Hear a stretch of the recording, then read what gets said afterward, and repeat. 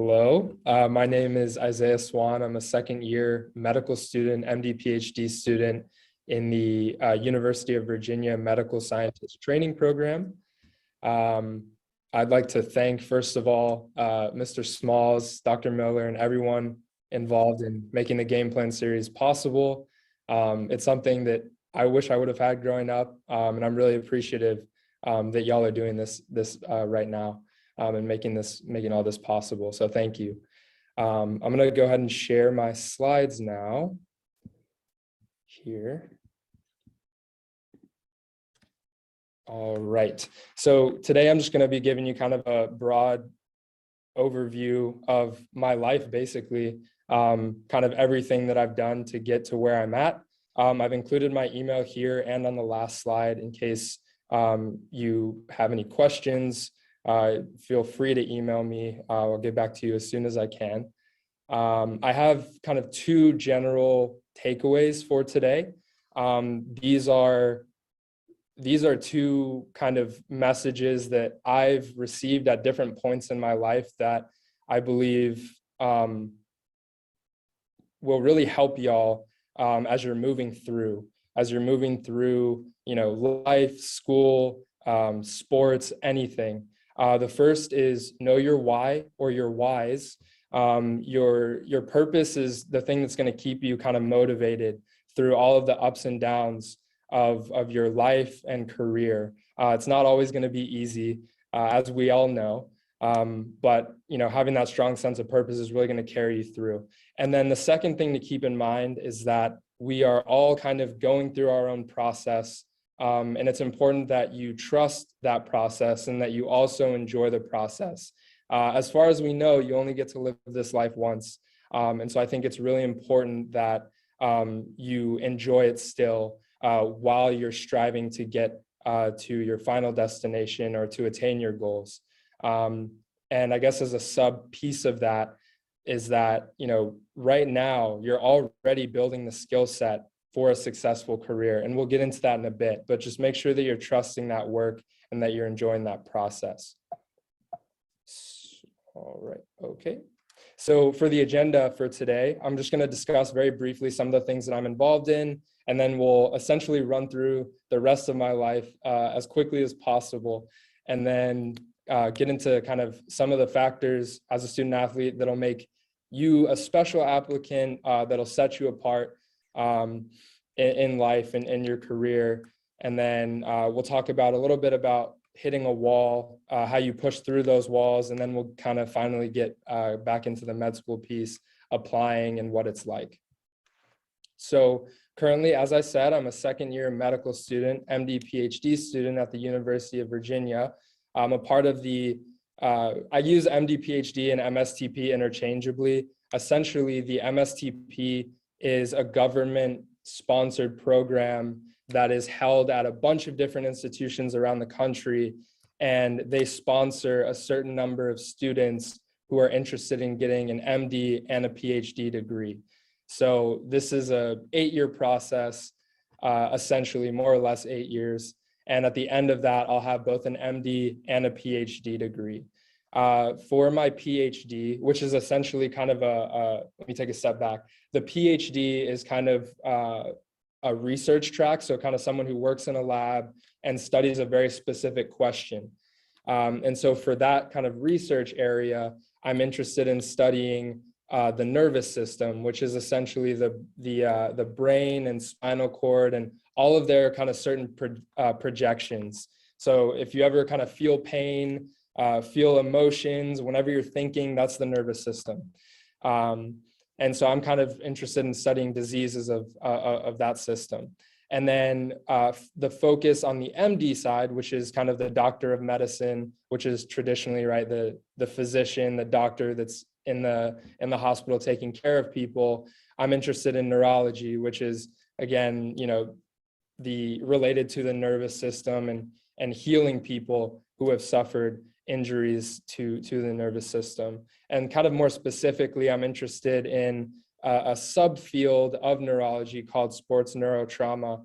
And, maybe you've seen that word in the news recently. There's been a lot of talk about concussions, concussion protocol. a lot of talk about, certain NFL players and stuff like that. That's sort of the work that I'm interested in getting into, is kind of managing those kind of acute injuries. Another kind of facet of the work that I do that is separate from my medical school stuff is really a continuation of some of the work that I did in undergrad in college. It kind of stems from that. So I'm one of 3 student athlete representatives on the NCAA Board of Governors. The NCAA, right, the National Collegiate Athletics Association, oversees hundreds of colleges and universities, their athletic programs essentially, and is a federation of all of those programs.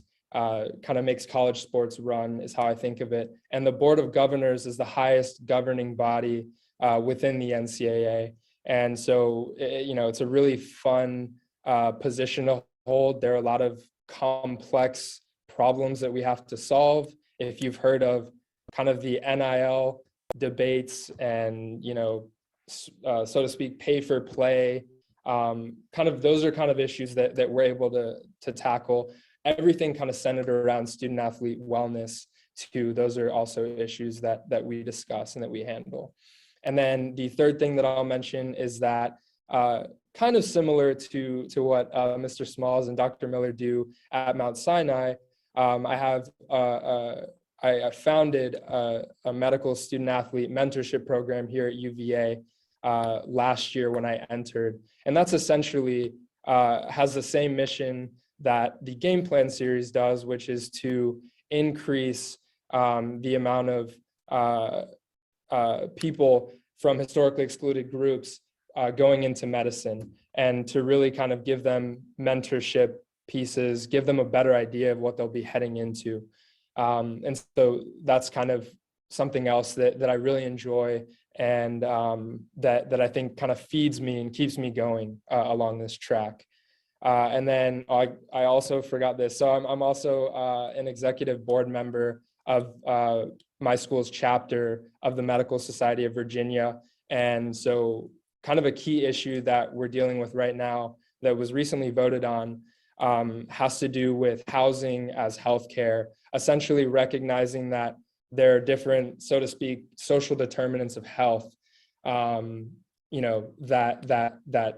affect your health, that affect your lifespan and your health span, the kind of time of period that you stay healthy. And so that's kind of another thing that I'm involved with that I also find really rewarding. Most importantly, though, I am a brother. I have a little sister. I'm a son, and then I'm a friend. And I think that this is I used to see people kind of share a sentiment like this, when I would go to talks, and I would think that it was corny, but it really is true. These people that are closest to you are going to be where you draw a lot of your energy and a lot of your strength from. And I think that it's really critical that you build and maintain relationships with the people that are close to you. I really can't emphasize that enough, honestly. So next up, we're going to kind of take a step back to close to the beginning of my life and sort of kind of work forward from there. So discussing essentially my early life and then moving forward. So one thing that my dad always emphasized when I was growing up that I always hated hearing, but he used to say it over and over, was do what you have to do so that you can do what you want to do. And so my parents always emphasized that I should, take care of my schoolwork, because an education is something that can never be taken away from you. And then also complete my chores, taking out the trash, right? Doing the dishes, doing the laundry. And I definitely failed in that aspect sometimes. It wasn't perfect, but, I did get better. And, believe it or not, it is something that you're going to have to do for the rest of your life. So definitely make sure that you're taking care of that. And then kind of other things that they emphasize were treating others with respect and dignity, and then just having fun and building your community. I talked kind of the last couple of slides about, building those relationships. This is, I really, again, can't emphasize it enough, kind of how important that is. And then just having fun, enjoying the process. So these were kind of things that I did. And one of the ways that I built community was through baseball and football, though I wasn't very good at it, stopped playing pretty early. But really through baseball is kind of how I built a lot of these relationships, a lot of these friendships, and a lot of them carried with me as I moved forward. So I'm going to kind of fast forward now to middle school. I thought for the longest time that I wanted to be a creative writer. I thought that I wanted to do creative writing, and I obviously have not ended up there. You know, I write on the side because it's fun and stuff like that. But kind of an instrumental part of my switch and of my kind of introduction to the world of research and medicine was at nerd camp. And I use that term endearingly. These were some of the best summers of my life, some of the most rewarding summers of my life. I'm going to talk about one experience specifically, and that was with Johns Hopkins Center for Talented Youth program. They had an introduction to neuroscience course.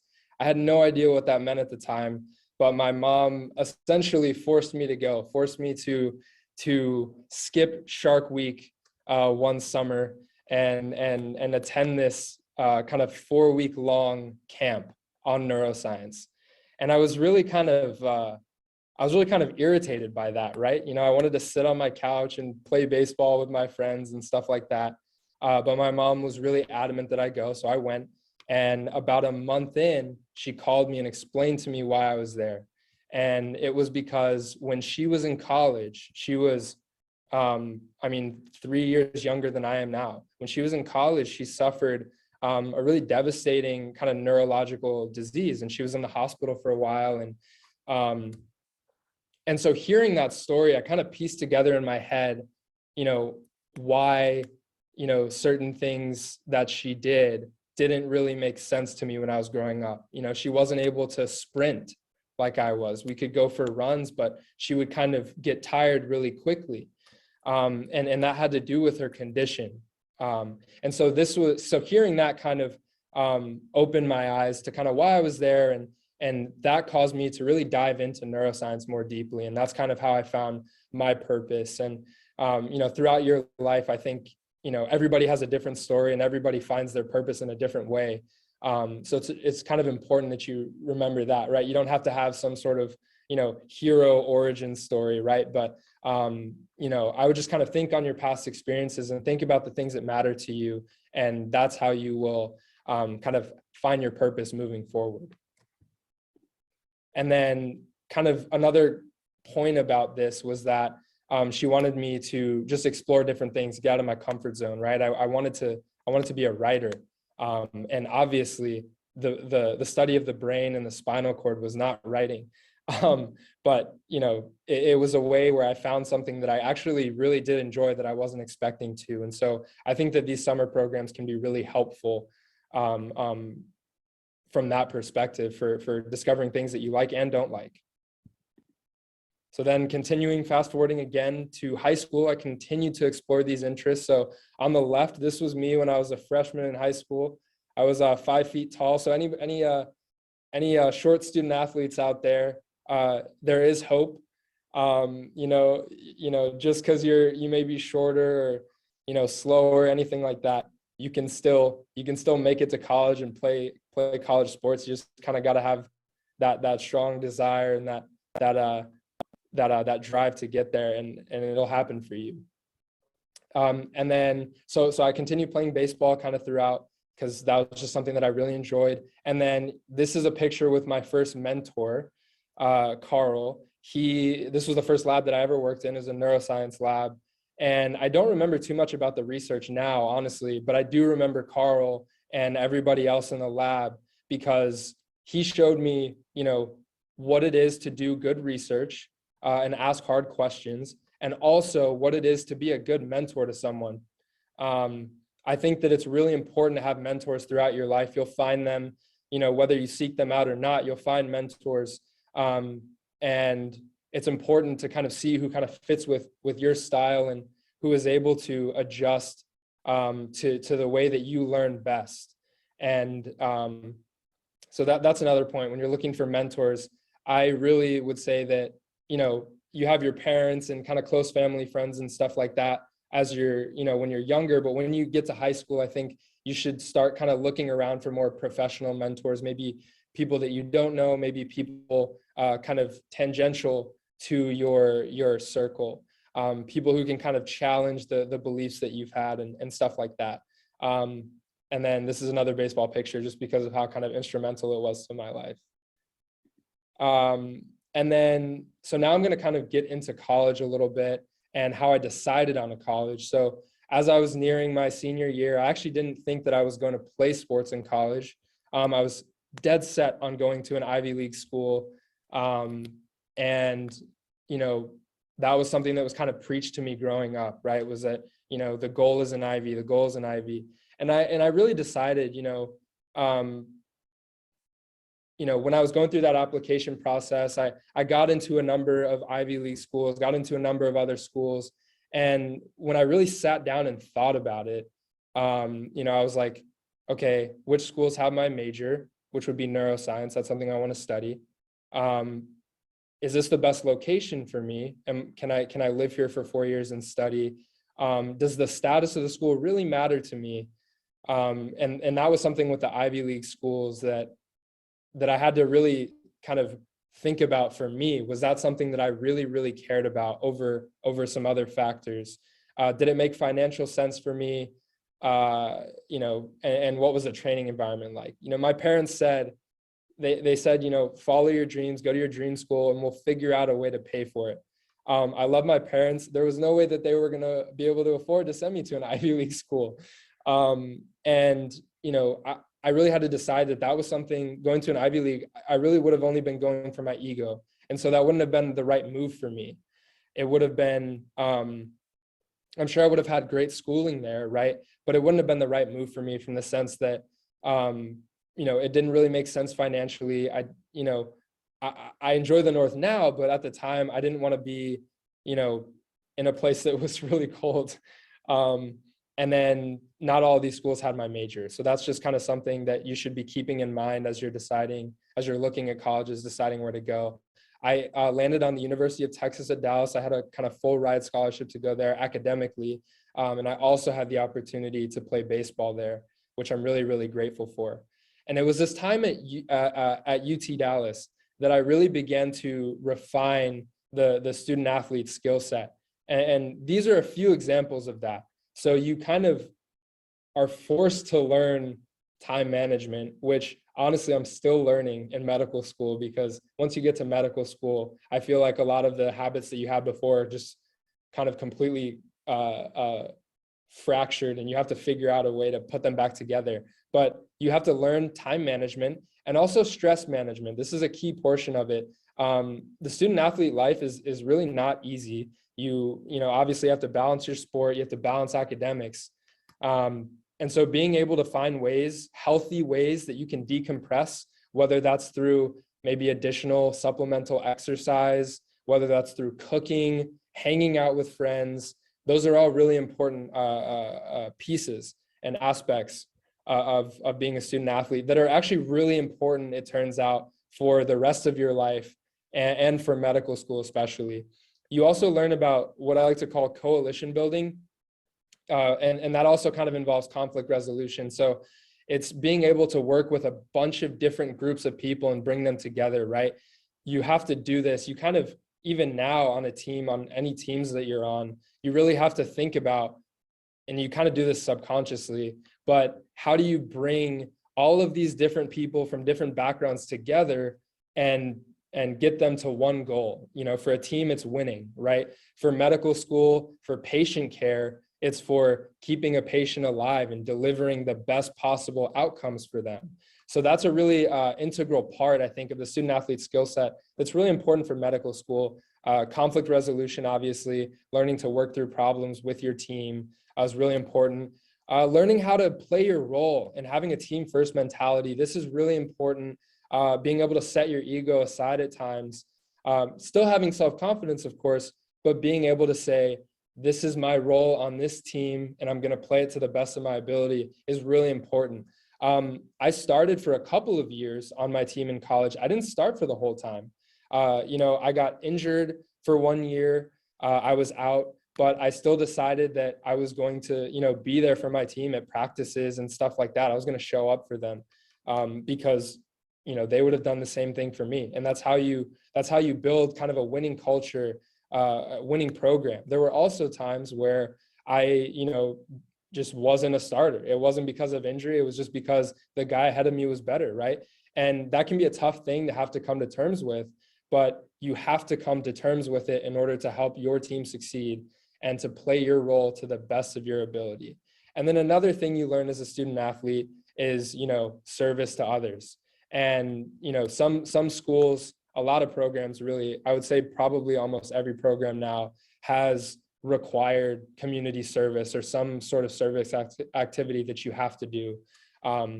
Just as it's not technically required, it's suggested, but it's essentially required.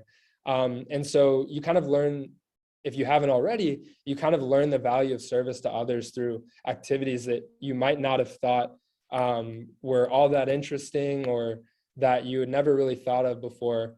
And that is, like, for example, there was like an Arbor Day essentially where, which I honestly, it was like for Earth Day, right? And we went down to Dallas and we just started planting trees outside of people's houses. We'd knock on their door and we'd say, hey, would you like a tree planted in your yard or next to your sidewalk? And that was something that honestly, I knew about Earth Day, but I didn't know that there were opportunities to go and do this. And it was really rewarding to be able to do that, right? It's, you don't think about air quality as contributing to disease, but it does. And, even by planting this small tree, planting dozens of trees in this neighborhood, you're already making a difference. The trees obviously look nice, but they also help to improve the air quality in that area. And that's, I think, just one example of how, you learn service as a student athlete and you learn kind of, how to place yourself in the bigger picture, right? And that's going to be incredibly important when you get to medical school and beyond. And then, of course, I built friendships. This is one of my best friends to this day, Ben Akonde. He is in medical school now at the Long School of Medicine in San Antonio, Texas. And, you build friendships with these people, and you're not really sure how long they'll last. But sometimes you can tell, and I can tell that this is going to be one of my lifelong friends, and that's what I think a lot of college is about too. It's building those friendships. And then lastly, I had to learn how to learn. I'm not sure if any of you have kind of gone through this or are going through this, but when I was in middle school, when I was in high school, not a lot of things were all that challenging to me in academically, at least. I didn't really know how to study until I was forced to learn how to study in college. And that was something that I wish I would have listened to my parents on earlier. I wish that I would have learned how to study when I was in middle school and in high school. And I wish that I would have learned how to be disciplined like that. But you figure it out, you make a way. Lesson learned. I'm going to pass that on to you all. Hopefully that will stick. And then another key part is networking. So, going out and meeting people at conferences, giving talks, just kind of building on the career side, building up those relationships. And then obviously gaining experience in research labs was something that I did. I had a bunch of different experiences. I'll get into this a little later. I'll touch on it a little later. I won't talk about my specific research because I'm sure that'll be boring to you all, but working in research labs is something that a lot of people who are pre-med will do to gain experience alongside kind of the shadowing and stuff that they do. And this is to essentially, for a lot of people, it's checking a box. For me, it's something that I want to do for the rest of my life. So it was really important to me that I got into research labs and that I really started to understand what a good culture is for me, you know, what a good kind of research environment looks for me. So that was something that I, you know, really will emphasize for you all. If you're interested in research, it's to kind of get involved early. And then, you know, again, going to conferences, meeting people who are at different universities, meeting people at med schools, at grad schools, stuff like that. I think that that's another way to kind of build relationships in your professional career. And then, of course, winning rings. I would be remiss if I didn't mention the singular ring that I won in college. It was the first ever conference championship at my school. So I just had to throw that in there. And these are some of my teammates. This is obviously what everyone strives for as a student athlete. And I was glad that I was able to leave with at least one. But I will say that I hit multiple walls in college. My time wasn't all sweet. I think I mentioned earlier that I had an injury. I don't have actually any pictures of my injury, but I essentially broke my thumb and had to get surgery. So this is right before I went into surgery, this picture here. And that was something that was really difficult for me. You know, growing up, I really didn't have that many injuries. I was never away from my sport, baseball, which I thought was kind of a therapeutic outlet for me. I wasn't away from that for an extended period of time. And then all of a sudden I got injured my junior year of college and I was away from it for months and I couldn't play. I couldn't, you know, I didn't have that outlet anymore. And that was really tough, having to kind of figure out other ways to spend my time that were good for me, that were fulfilling. And then another part, sorry to get heavy, but it's important for the story, is that I mentioned that when I was younger, I built a lot of really solid relationships. This was my best friend growing up. His name is Griffin Gaunt. I found out shortly after I broke my thumb, actually, I just finished my spring semester of my junior year, and I had just gotten home the day before. I got a message from his mother that he had passed away tragically. And that was another thing that was really tough for me. I'd not lost someone in my life previously. And I went through a really, you know, long period where a lot of things just didn't, I wasn't really sure kind of the direction that I was headed anymore. You know, a lot of things just didn't necessarily feel like they mattered to me all that much anymore. And that was a really tough period to go through. And I think that everyone is going to hit a point like that in their life. And the thing that will get you through it is kind of going back to that very first point that I made at the beginning of the talk. And that's your whys. You know, you're going to hit walls, and your why is what's going to allow you to push through that wall. And for me, I literally spent like a week straight on my couch. Like I didn't do anything after I found out that he had passed away. And eventually I had to like get up and look in the mirror and say, like, you know, what is my purpose? Why am I doing the things that I'm doing? I thought I was clear on it before, but I really had to sit down and essentially write it out, flesh it out. And my purpose, I believe right now, and this will probably evolve, you'll add things, you'll take things away as you move forward. But for me, the biggest thing is alleviating suffering in this life. You know, again, going back to kind of my mom's story, where, you know, she had that disease that, you know, she still has some symptoms from, gets tired really easily. I view that sort of thing as suffering. That's why I'm interested in research, why I'm interested in medicine is, you know, to alleviate suffering. I believe in treating others with kindness and respect and dignity.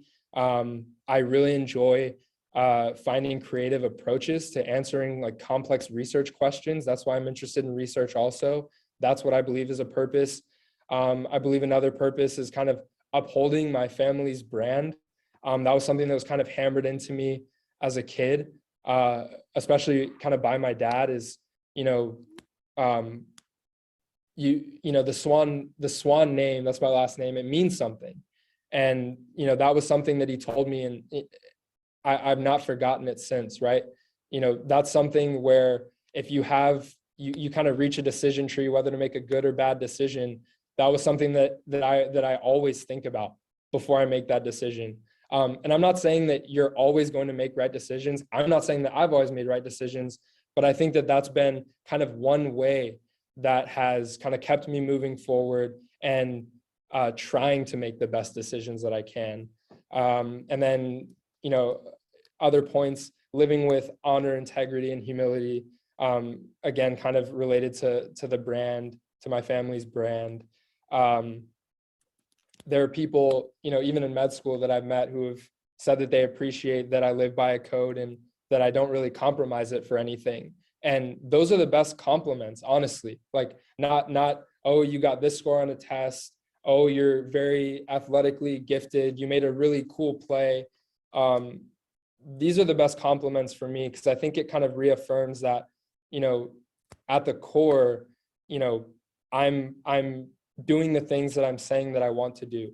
And I think that that's important. And then overall, just kind of being what I call striving to be a net positive. And I think that these are things that are important to me. Not all of these things obviously are going to be important to you. They might be, but I think that it's important that you kind of sit down and figure out what that is that's important to you at some point, because this is going to kind of carry you through life.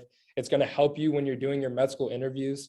People are going to ask you what matters to you. And, if you have already thought about this question extensively, then it won't be a difficult question for you to answer. You won't be kind of fumbling through it. So now I'm going to talk a bit, kind of shift gears and talk about the med school aspect, what a lot of people came here for. So this is just kind of a broad overview. If you're not familiar with the application process to med school, once you complete all of your required classes through college, you have to fill out the AMCAS application. And that's essentially, if you have applied to college before with like the Common App or something like that, it's kind of a standardized application that everyone submits. You have to take what's called a medical college admission test, and you have to submit that score as part of your application. And then you have to kind of submit a bunch of letters of recommendation from professors and other people who can speak to your character. And for this, I would really recommend, when you enter college, as soon as possible, start identifying people who are important to you, who have seen your character, who have seen your work ethic, and who can speak to that, and who you think will be able to speak to that well. I think it's important to kind of keep a list of those people, at least in the back of your head, so that you can, go to them when you're applying for school, and you can get very strong letters, because I think letters of recommendation are a really important component of this application. And then you have to write and submit a bunch of essays essentially about why you want to go to med school. And again, going back to that part I said about your purpose, I think that having that already fleshed out will make these essays a lot easier to answer and a lot easier to respond to. After that application, you'll likely receive back what are called secondaries or secondary application. And these are essentially a more targeted version of the AMCAS that is unique to every school. And it's like, why do you want to go to our school? What do you have to offer to our school? Some places will ask, why does diversity matter to you? And you're like, I am diversity. I don't know what to tell you. But it's a bunch of questions like that you have to answer. And from there, some schools will invite you back for an interview or for a series of interviews. And that's where you really, I think, where your personality kind of shines through, and being personable, where that kind of matters, throughout your life. Or I guess I'll speak for myself, but throughout my life, when I was growing up, I didn't do a great job initially of kind of, talking with as many people as possible. And it wasn't until college that I really started branching out and really, really networking and talking to a bunch of different people. And I think that, having done that made this interview process a lot easier, because I've met all kinds of people, and I know kind of how to approach different people differently, how to speak to them in a way that will get through to them. And I think that is really important for when you're doing your interviews. And then for more pointed advice, if you're looking for things that you can do now, I always recommend shadowing and volunteering early, kind of doing things that matter to you early on, and definitely keeping track of them. I didn't do a great job of this initially, and it just made the application process so much harder because I was thinking back to 2017 and I was like, how many hours did I spend doing this shadowing experience? How many times did I spend watching this surgery? So that's an actionable item for you, is to, when you do shadow, if you volunteer, kind of keep track of those experiences. And you can even write a note on, why it was significant to you, or why it mattered to you. And then if you're interested in applying for a combined MD-PhD program, like the ones that I applied to, the shadowing matters, but so kind of your clinical hours, that matters, but the research involvement is really what a lot of programs are going to focus on. They're going to focus on, what kind of lab or kinds of labs were you in? What research did you do? Why does that research matter? Why does it matter to you? How did that experience change you? How did it make you a better thinker, a better researcher? So that's another important point that I would focus on if you're applying to an MD-PhD program. I get asked often, kind of, do programs care more about one longitudinal experience, or do they care about multiple kind of shorter experiences? And in my opinion, I think that it doesn't matter as long as you can discuss your research fluently, why it matters to you, how it changed you, that sort of thing.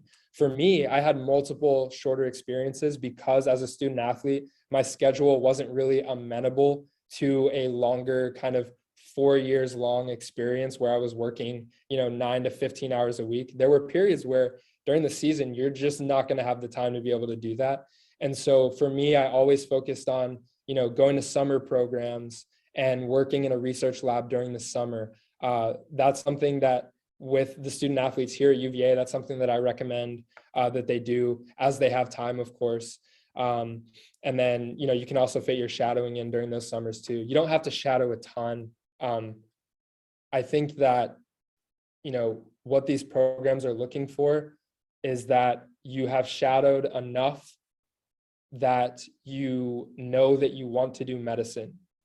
It's that you've gained enough experience to know that this is something that you can see yourself doing for the rest of your life. And that's really what these programs look to. Obviously, you don't have to do it for the rest of your life, right? Life is long and your interests are going to kind of grow and evolve. But having, the ability to say, I've shadowed for X hours, I've seen this kind of surgery, it's interesting to me, and it's something that I want to do moving forward. I think that that's an important thing to be able to say on an application, at least, because, this process is long and it's not easy. And so kind of having an understanding of that early, I think, is important, and that's what schools are going to look for. And then this is sort of general advice for any application, whether it's for a summer program, whether it's for a job, whether it's for, really anything. This will be helpful for med school apps too, is, do things that matter to you. A lot of people, they try to check a box, and it's important to check boxes to a degree, but you really want to do something that matters to you so that you can speak about it fluently and you can speak about it passionately.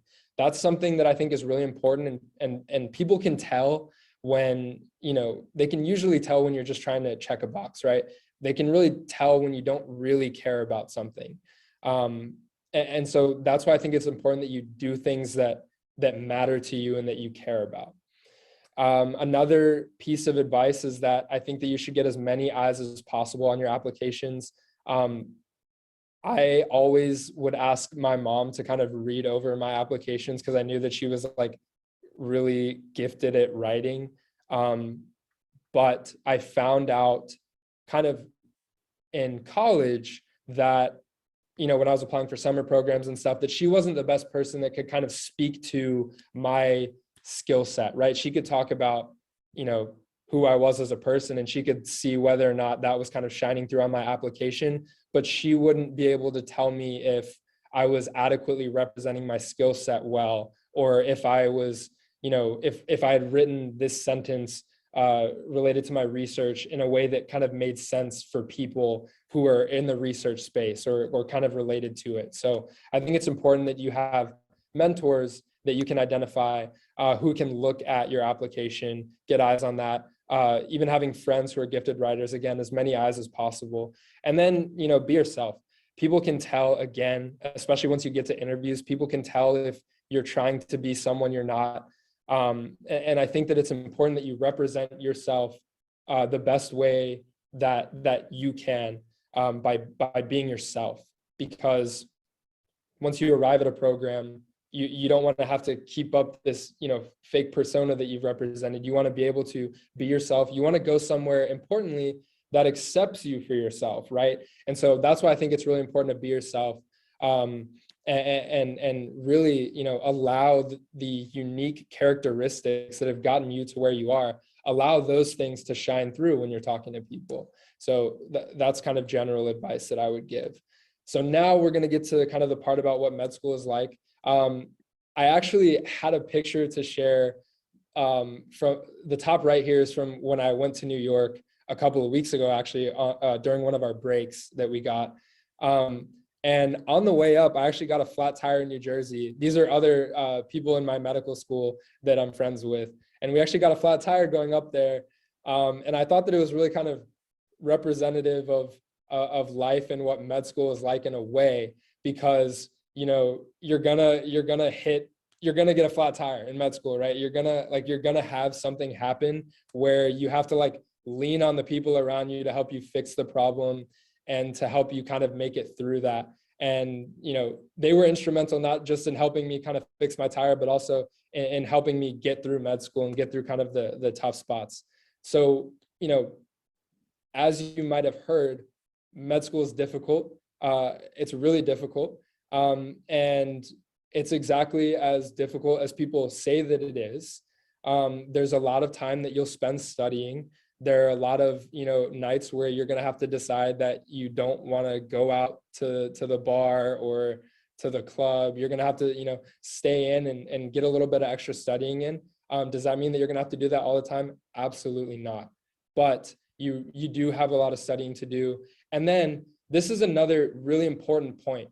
I think that people are under the impression, and you might get this impression actually from people who are pre-med as well, and people who are in medical school even, is that you might get the impression that, the people around you know everything, while you're like, I don't really know I don't really know anything at all. I'm struggling in these classes. They accepted me into medical school. Why am I struggling, right? You're gonna kind of hit a period like that. I have periods like that all the time, honestly. It's important that you understand that they wouldn't have accepted you to medical school if they didn't think that you can make it through, first of all. And secondly, it's important to understand that this track is all about learning how to take care of people. And it's important to understand that, nobody at whatever stage you're at really knows all that much. You're, especially relative to the people that are teaching you, right, who have been doing this stuff for decades. It's important to understand that this whole process is about learning how to take care of people. And so there are times where you're just going to feel like you don't know a lot. But one thing that I will say to that is that if, whenever I look back to the first day that I arrived in medical school, the growth has been immense. It has been immense. Just the way that I think critically about problems, about cases. Really, my clinical reasoning has improved dramatically. And I think that that's something to keep in mind as well, is that it may seem at times like you don't know a lot, but the reality is that you're learning a ton every single day, and it's building you up to be a great physician scientist in the future. And that's why I wouldn't trade it for anything. There's so many rewarding aspects, like these patient interactions, being able to go in the hospital and talk to real people about their stories. That's something that I find personally is my favorite thing to do. And then growing alongside your people, I talked about growth a bit. That's another kind of underrated aspect. And then also hearing, wow, med school sounds hard, I'm impressed. Hearing these comments is kind of rewarding, honestly, but that's kind of more of a joke. To be successful, again, ask for help, take breaks. Taking breaks is so important. It's so important to be able to just sit back and rest. when you're not studying. Again, remember your why, lean into your peer network. I still kind of reach out to my friends from college. I talk with my friends here at med school. Again, kind of building those relationships and maintaining those relationships is important. And then keep living your life. Like I said, I went to New York City a few weeks ago on one of our breaks. And I think it's important to get out and explore the world when you have the time to do so. And then lastly, this is just a general note on gratitude. I had a mentor in high school who said this quote, I'll never forget it. He said, "I am where I am today because someone loved me." I think it's important that, you know, there's never a wrong time to express gratitude to the people around you, to the people you care about. And, you know, there's never a bad time to give people flowers while they're here, right? And that's kind of a closing note. And then I will take questions in a second. The final thing that I'll say is that as you grow older, your priorities, your responsibilities are going to grow rather rapidly, no matter what area you end up in, right? One thing that I found really helpful, I saw a quote like a few weeks ago that kind of really reframed how I think about this, is somebody said that, you know, life and being successful in handling all these different responsibilities isn't about being a good multitasker. It's about being good at shifting your priorities. And I think that's a really important point. It's about being able to focus on a task and do it really well, and then being able to switch over to another task and do that well, and not think about, you know, all of the things that you have going on here. It's about really being able to shift between tasks and do each of those tasks well. That's a key point. So with that, I'll end and I will take any questions. Sorry if I went over time. I don't think that I did, maybe I did, but yeah, at this point, I guess I'll take questions. Thank you. Thank you so much, Isaiah, for joining. That was a great presentation. Wanted to ask if you had your good time visiting New York. I know we spoke briefly before you came down. Did you enjoy all of the sightseeing and stuff as you came to New York? Yeah, absolutely. New York is a great place. You know, no shade to New Jersey, but that's where I got my flat tire. So I didn't enjoy that. But I was up in Harlem a bit actually to get a new replacement tire. So kind of walked around that area a bit, and it was great. I really had a great time. Enjoyed the city a lot. There's so much to do there, obviously, as you know. So okay. So if anybody wants to come on camera and ask the question directly, please feel free to do so. Isaiah, you could stop sharing the screen so we can see everybody's face on camera. That'd be great. Great. Does anybody have any questions? Anybody? Okay, I don't see anybody coming off camera or raising their hand. Or you can post your camera, your question in the chat function if you feel too shy to come on camera. I'm going to ask you, how important was it for your mom's involvement in your pursuit of your medical aspirations? Because you said she kind of forced you into a program. A lot of times, especially in this climate in society, I feel like parents aren't as involved and making sure that their children have some type of goal, something that they like before they become adults, and expect them to just figure it out. So how important was your mother's involvement? Yeah, absolutely. I mean, you know, I think my mother is kind of why I'm here today. My dad too, of course, you know, he pushed me a lot.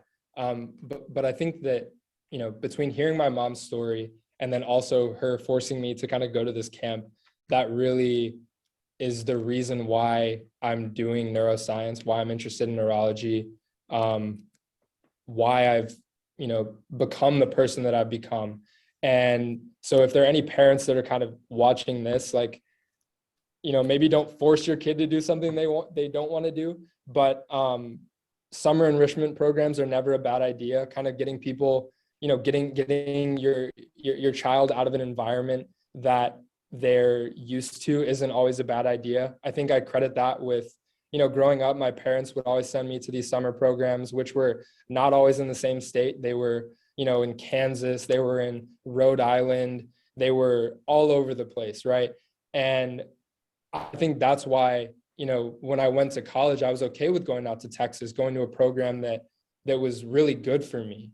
I was okay with moving 12 hours away, right? And that was because my parents had kind of sent me out of my comfort zone, as I was growing up throughout my life. So I would say that, my mom was kind of really, really essential to everything that I've been able to do. So, and she knows that, of course. I've told her so many times. So I got another question. You said earlier, I think you said you went away to nerd camp. So Yes. Accepting the nerd label is unique and different in terms of societal norms, right? Was it difficult accepting that you felt comfortable with that nerd label? Did you feel comfortable with the crowd, or did you feel like it was a difficult transition? But also, did it aid you in towards your success that you have now? Yeah, that's a really good question. So I would say that whether I wanted the label or not growing up, oftentimes I was like labeled as a nerd. I think that I benefited though from, and obviously like nerd is not a bad term at all. Like people will just call you that if you like get a question right that other people maybe didn't know. So like it doesn't really mean that much, honestly. But I think that growing up, like I had a bit of that like nerd identity, but then I also never thought of myself as like the conventional nerd because I had sports. And so I just kind of assumed that set me apart. I think I realized as I got older that didn't really set me apart. I was just a nerd who played sports. And so at that point, I kind of started leaning into that identity. And yeah, I don't think that it's a bad thing at all. I will, forever be fine with people calling me a nerd and withholding that title. And I think that like people who are growing up, I think that y'all should too. So the other thing that you mentioned was about having a purpose. How important is it to have a purpose? Because that's one thing that as you go through life, different stages, your 20s, 30s, 40s, 50s, you'll gain different perspectives on life. You'll gain more information, more experiences. So then your purpose shifts sometimes. So how important is it to find your purpose at such a young age out of college? Yeah, absolutely. I think that so I think that having a purpose at any stage in your life is important. I think that your purpose or purposes, I think that they'll shift. Your priorities obviously will shift as you get older, but I think your purpose is ultimately what drives you, what gives you the motivation to kind of keep moving through life, right? Is, at least for me, especially as a student athlete, right? Like as a student athlete, you're working towards a goal, which is to win a championship or to win some sort of accolade, right? You're always working towards that. So that's a purpose, right? That's something that you've always, that you're always working toward. But then obviously everybody's career comes to an end at some point, except maybe Tom Brady. He's, forever basically at this point. But, your career is going to come to an end at some point. And so you have to have something that is going to drive you for the rest of your life, that is maybe not, being on a diamond or being on a field, right? I think that one of my purposes that, slightly shifted, being a student athlete, it's no longer for me, as a former student athlete, it's no longer about winning championships. It's about helping out current student athletes as far as, attaining their goals, and getting to med school, getting to MD-PhD programs, getting to some sort of healthcare related field. And also to make sure that they're taking care of themselves mentally. Because like I said, it's a hard process. Even being a student athlete is difficult. And it can be really difficult. It can be really hard on your mental health if you don't have kind of the proper support system or coping mechanisms. So, I think a purpose is so important. It's so important. Mm-hmm. Did your schools, high school, junior high school, and college, did they provide any accommodations for your sports schedule, like practice, traveling and stuff like that? Was there a lot of support from the schools? Yeah. And so to that point, so with my school, I was at a Division III school. And so the NCAA has like Division I, II, and III, and they all kind of have slightly different missions. But a lot of Division III schools are kind of more small private universities. Mine was actually a very large public university that was Division III, but either way, no matter what division you're at, there's going to be some sort of kind of accommodations that they will make for you. I remember at the start of every semester that I was in, the athletics office would essentially make us bring in a note to our professors that says, hey, we're traveling on this day, this day, this day. Just want to let you know that like I won't be here. Is there an accommodation that can be made as far as testing, quizzes, missed assignments, stuff like that? And I'm not saying that, you know, it's always going to work out perfectly, but it is something that you can make work for sure, for sure. Yeah, that's interesting. I was a Division III athlete at CCNY, and Okay. the teachers gave us so much work. And I'm just like, I just got out of school, I came to college. I didn't think I was going to have to do more work and then practice and stuff like that. So it was a different, interesting transition. Yeah. Another thing that I wanted to ask you was, you talked about shadowing and the opportunities that are there. How important is it for a student to seek those shadowing opportunities? How should they go about it? And also, is internships important? Yeah, absolutely. So actually, one thing that I really didn't touch on that maybe I should have is internships. So I'll touch on that in a minute. And actually, I see that Ben here, one of my best friends, is actually on the Zoom. He came to learn a few things from me, I guess. But so maybe he can speak to the shadowing part too. But I think that the way to go about shadowing is, you know, if you have someone that's in your kind of family network or friends network, you know, go ahead and reach out to them. I didn't have anybody like that. So essentially what I did was I, you know, looked up positions that I was interested in, neurology type stuff, or, you know, if I was at like a summer program or something like that. And I essentially would cold email them and I'd be like, hi, my name is Isaiah. I'm a, you know, sophomore in college. I would attach like my resume or my CV to that email, and I'd say, you know, I'm really interested in, you know, neurology, and I'm looking for a shadowing opportunity. And then you just kind of go from there. And you know, you're not always going to get a response. I think that you have to be kind of okay with that. I think that that's something that we talked about before, right? Like, you know, but sending out those emails is how you can line up a lot of those opportunities. And then a lot of colleges will have some sort of health professions advising office. And so I went through them a lot for summer programs and internships and stuff like that. They helped me kind of make a list of places and helped me apply to those. So I think that that's really important too. And that's kind of related to the internship point. You can actually get a bunch of shadowing experience while you're doing your internships. And so, you know, I'll plug the Leadership Alliance.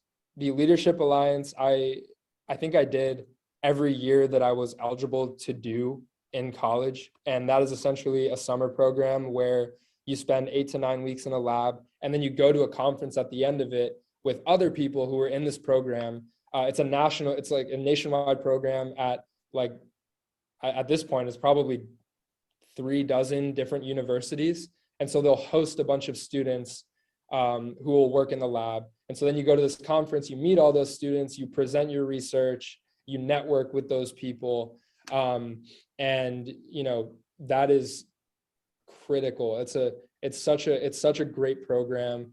And honestly, at this point, like they've done so much for me that I'm trying to like get involved. Once I enter grad school, I'm trying to get involved with them and really help out again, kind of, you know, give back because they've given me so much. So yeah, so, you know, internships are critical for student athletes. The summer is going to be kind of your sweet spot for getting an internship, doing research, that sort of thing, and shadowing too. So the last question I have for you is about networking. It seems like you had a great network of resources around you from the time you were a kid, making friends, to actually going to college, playing sports, and making it. How important is networking towards your career advancement? Yeah, networking is huge. So one thing that I didn't talk about was that when I graduated college, I took a gap year before I entered medical school. I took a gap year to do research. And this was during kind of, you know, 2020. was when I was looking for positions. Of course, that's not the ideal time to be looking for for jobs and stuff like that, research positions. So I was actually able to leverage my network a bit. And I had Carl, who you saw on the slides. He just kind of reached out and he said, "Hey, I saw that this position essentially just came across my desk. It's for a research assistant position at Vanderbilt. I think that you should apply. It could be like something that's good for you. If you're interested in it, I think you should apply." And that's essentially how I got that position. It was all because of my network.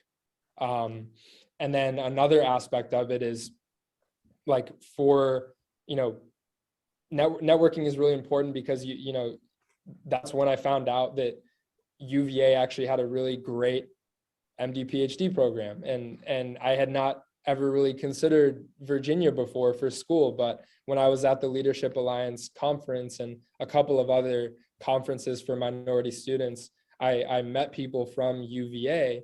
They had like a tent up, and I was like, oh, UVA could potentially be a really great spot for me, and now I'm here. And so I think that networking is really, another really important piece that everyone should be doing when they're in college, whether it's for research, for medicine, anything like that. It's really important to just get out and meet people. Yeah, that's great. So everybody in the crowd, just remember what you take away from this. As they used to say in basketball, every shot you don't take is an automatic miss. Yep. In baseball, take is an automatic miss. So just take an attempt, and the more attempts that you throw out there, more than likely your percentage, your accuracy, your wins in life will go up. So I hope that resonates with everybody that's listening. With that being said, this is another great edition of Game Plan. I'm your host, Anthony Smalls. Thank you, Isaiah, again, and everyone have a wonderful night.